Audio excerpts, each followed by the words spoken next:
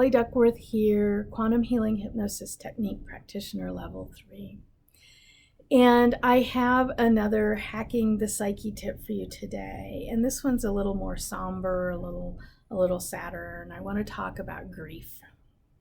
Processing grief, the grieving process. Every last one of us will experience some state of loss.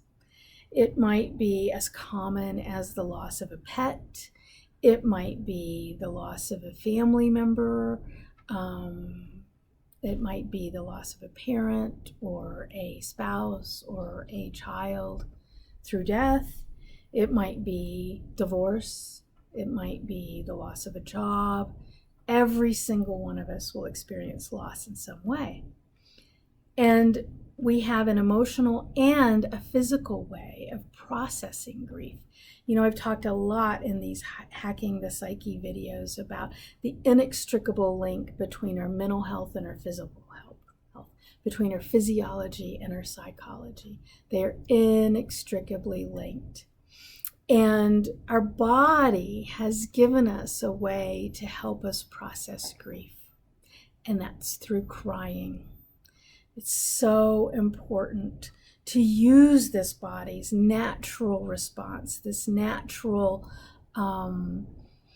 healing mode for grief, crying. And I have a lot of clients that I see that they experience some form of loss, and they try to keep a stiff upper lip, or they try to go about business as usual, and they avoid the processing of the grief. And what I found is that actually it just, A, it delays the process, and B, it can actually make it tougher later on. And then you have all of that emotional energy expended while you're not processing what needs to be processing. So when you're ready, when the time is right, I'm going to encourage you, if you have grief that needs to be processed, and we all do, cry. It's the body's natural way of processing grief, and a really important part of the grieving process.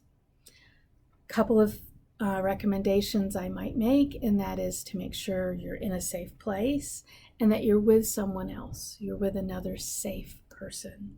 And this could be a good friend, this could be a clergy member, this could be a therapist, but have a safe confidant that you can sit in a safe place and cry using the physiological response to process grief. I have some clients that have expressed that they're afraid to start crying. They think that when they start crying, they might never end. That once the dam breaks, it may never stop. Rest assured it will. It's an important process. When you're ready, start crying, and you're going to cry. Your body knows. Trust your body. You're going to cry for exactly as long as you need to cry. And it's really going to help process that grief, help process the emotions. Again, the point of all emotions is to feel them deeply, and then don't hang on to them. Allow them to pass. And so this may be a process, this crying process may be something that needs to happen repeatedly.